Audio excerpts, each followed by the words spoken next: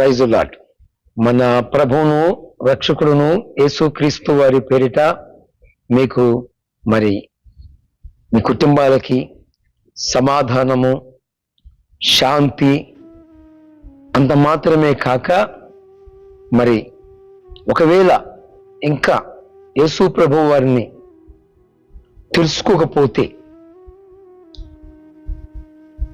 రక్షకుడిని ఇంకా మీరు గుర్తించకపోతే, మీరు మీ కనులు మనోనేత్రాలు వెలిగించబడతాయని నా ప్రభువైన యేసుక్రీస్తు పేరిట మీకు హృదయ అంతరంగాలు పరిశోధన చేసే పరిశోధకుడు ప్రభువైన యేసుక్రీస్తు వారు మిమ్మల్ని వెలిగించునుగాక. ఈరోజు సందేశం లేక దేవుని మాట ఏంటంటే,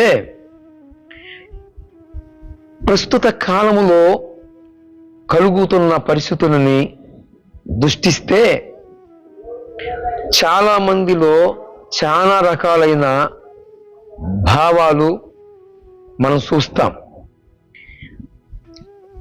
చాలా మంది చాలా విధాలుగా మాట్లాడుతూ ఉంటారు.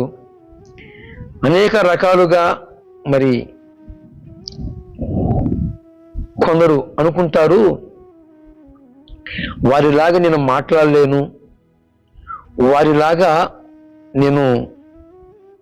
నాకు చేత కాదు, మరి నన్ను కూడా దేవుడు వాడుకుంటాడా,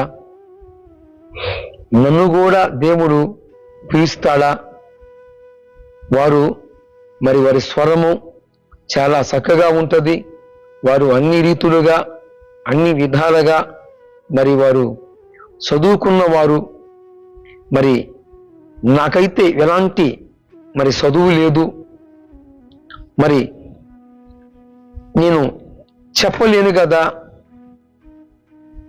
ఉదాహరణకి ఒక చిన్న సమాధానమును చెప్పటానికే చాలా విధాలుగా పోరాడుతాను కదా, మరి వారెక్కడా నేనెక్కడా? దేవుడు అలాంటి వ్యక్తులని పిలుస్తాడు కదా అని ఇలాగ చెప్పుకుంటూ పోతే ఒక్కొక్కరి యొక్క అభిప్రాయాలు వేరువేరుగా ఉంటాయి. అయితే ప్రభువునందు దేవుని బిడ్డలారా, అభిప్రాయాలు వేరైన అప్పటికి, భావనలు వేరైనప్పటికీ, ఆఖరికి అందరిలో ఉన్న మాట అభిప్రాయం ఏంటంటే, నన్ను ఏం వాడుకుంటాడో, నన్ను వాడుకోవటానికి నాకేం తెలుసు, నాకు ఏమి తెలియదు కదా అని వారి యొక్క మాటలు ఎలాగా ఉంటుంది అంటే, నిరాశ ఊబిలోకి తెలియకుండానే వారి యొక్క మాటలు ఆ నిరాశ ఊబిలోకి దిగిపోతూ ఉంటారు. ఏమండి, దేవుడు తాను పిలుచుకోవాలి అంటే ఎలాగ ఉంటే వాడుకుంటాడు? ఎలాగా ఎత్తుగా ఉంటేనా, లేదు పొట్టిగా ఉంటేనా, లేదు అందగాళ్ళైతేనా, లేదు జ్ఞానం కలిగిన వాళ్ళైతేనా? ఏమండి, దేవుడు వాడుకోవాలి, దేవుడు పిలుచుకోవాలి, దేవుడు తన సేవ నిమిత్తము పిలుచుకోవాలి అని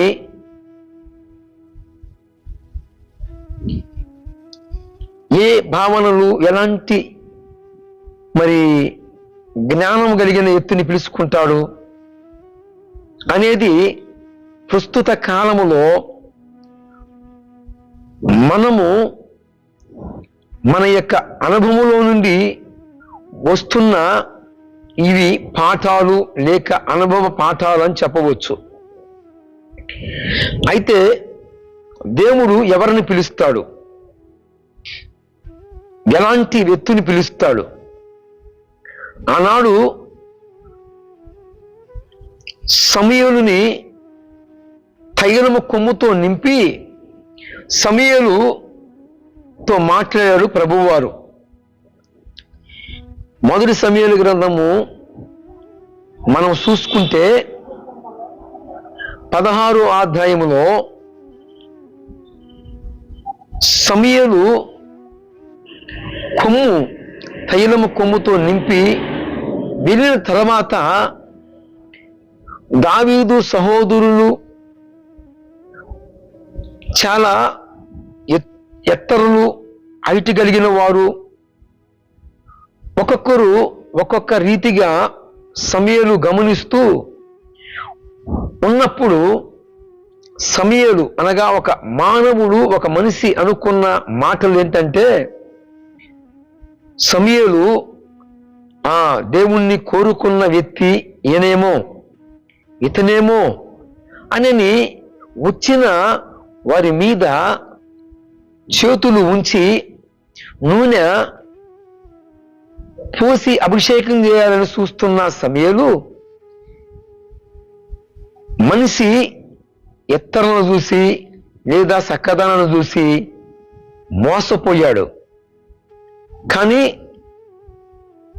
ఎక్కడో దూర ప్రాంతంలో ఉన్న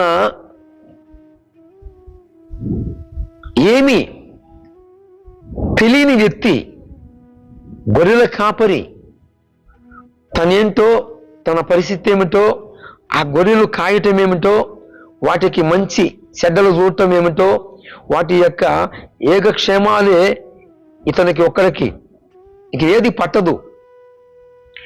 గొర్రెలు ఈయన, ఈయనకి మరొక ఆయన ఎవరు అంటే సృష్టికర్త అయిన దేవునితో అనుసంధానమై ఉన్నాడు. ఈ అనుసంధానమైన వ్యక్తిని సమూయేలు కోరుకోలా. సమూయేలు తన ఎదుట నిలబడిన వారిని చూసి దేవుడు వీరిని కోరుకున్నాడేమో, ఇతన్ని కోరుకున్నాడేమో అని చెప్పి తొందరపాటు తత్వంతో ఎదురు చూశాడు. ఆఖరికి దేవుడు మాట్లాడుతున్నాడు, ఇతను కాదు కోరుకున్నది అని చెప్పి మాట్లాడినప్పుడు సమూయేలు యెషయాని అడిగినప్పుడు యెషయి తన కడసారిగా పుట్టినవాడు దావీదుని పిలిపిస్తాడు. అప్పుడు అదుగో నేను కోరుకున్నవాడు నా ఇష్టానుసారుడు, హృదయానుసారుడని అక్కడ కొన్ని భావనలు దేవుడు సమూయేలుతో మాట్లాడినప్పుడు అభిషేకం చేస్తాడు. ఇప్పుడు ఇక్కడ మనం తెలుసుకోవాల్సిన మాట ఏంటంటే, ఆయన అందగాడా లేకపోతే ఎత్తుగలిగిన వాడా అనేది చాలా మందిలో చాలా రకాలైన అభిప్రాయాలు, భావనలు ఉంటాయి. ముందు చెప్పుకున్నట్లుగా ఇక్కడ దేవుడు ఎవరిని కోరుకున్నాడు చూడండి.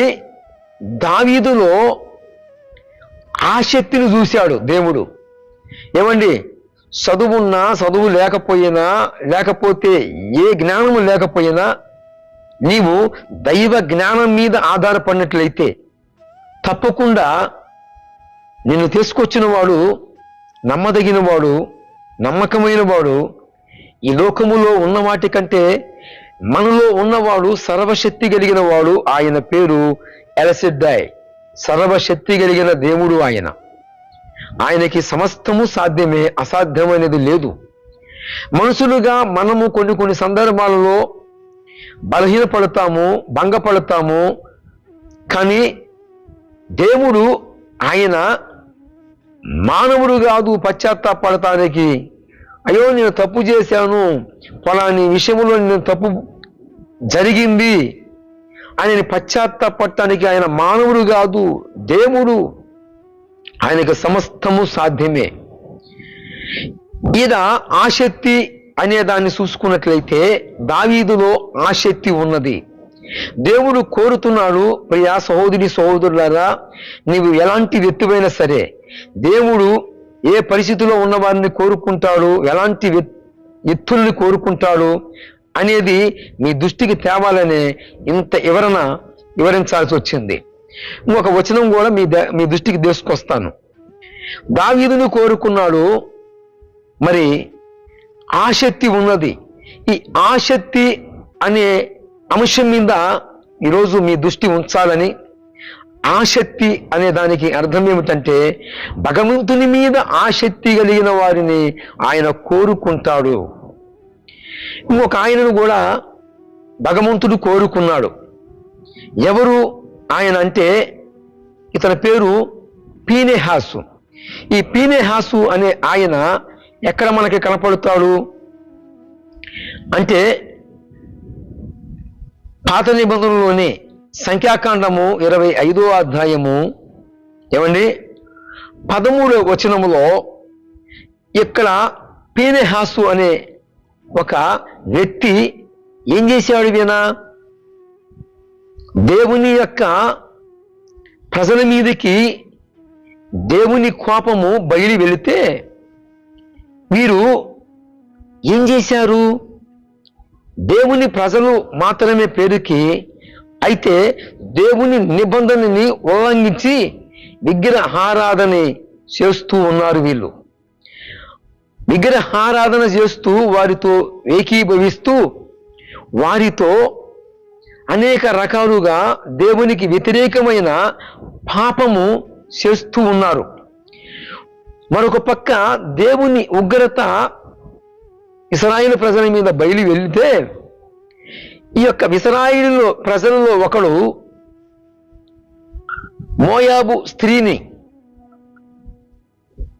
మైదానము మీదకి తీసుకెళ్ళి ఆమెతో పాపము చేస్తూ ఉన్నప్పుడు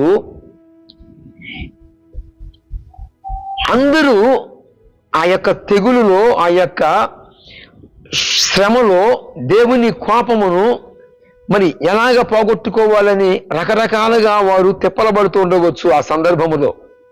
అయితే ఇశ్రాయేలు ప్రజలలో ఒకడు మోయాబు స్త్రీలలో ఒకరిని తీసుకెళ్ళినప్పుడు ఈ ఫీనెహాసు ఏం చేశాడయ్యా అంటే ఇక వారంలాగా పోయాడు, వార్చలాగా పోయాడు, వీట చేత పట్టాడు.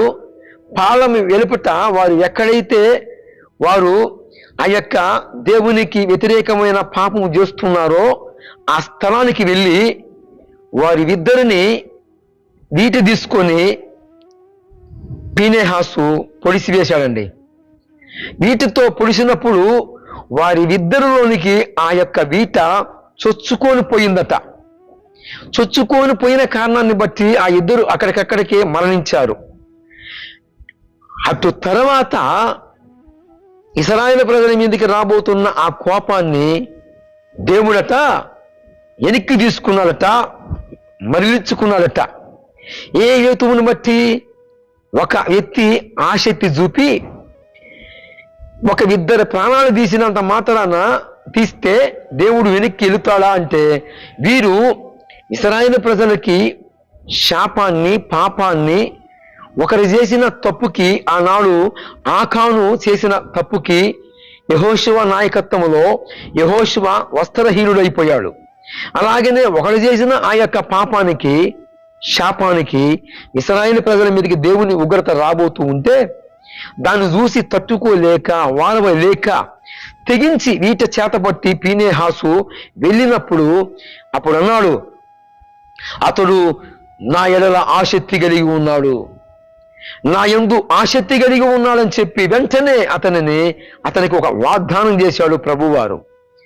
ఏమండి, వారు ఎలాగ వాడుకుంటున్నారు, వీరిని ఎలాగ వాడుకుంటున్నారు అనేది చూస్తారు, కానీ నువ్వు ఎంతవరకు దేవుని ఎదుట నమ్మకత్వంగా ఉన్నావు, నమ్మకత్వమును ఎలాగా ఆయన ఎదుట ఆసక్తి కలిగి ఉన్నావు అనేది చూసుకోవట్లేదు. కనుక ఈరోజు ఈ యొక్క సందేశం ద్వారాగా మీరు ఏ పాఠాలని స్వీకరించారో ఆ పాఠాలని మీ హృదయంలో భద్రపరుచుకున్నట్లయితే ప్రభువారు ఫీనెహాసుని, దావీదుని పిలుచుకున్న ఆయన మిమ్మల్ని కూడా పిలుచుకొని మిమ్మల్ని కూడా వాడుకుందునుగాక. Praise the lord. ప్రభువు మీకు సమాధానము, సహాయము అందించునుగాక. కనుక ఈ నా మాటలని మరి మీరు హృదయపూర్వకంగా ఆసక్తి కలిగి స్వీకరిస్తారని నేను నమ్ముతూ ఇంతటితో ఈ మాటలని ముగిస్తున్నాను. ప్రభువునందు దేవుని బిడ్డలారా, ఫీనెహాసులో ఏమున్నది, దేవుని ఎడల ఆసక్తి ఉన్నది. దావీదులో ఏమున్నది? దేవుని ఎడల ఆసక్తి ఉన్నది. ఆసక్తి ఉంటేనే ప్రభువారు వాడుకుంటాడు. ఆసక్తి లేకుండా ఎలా పడితే అలాగా ఉంటే ప్రభువారు వాడుకోలేడు.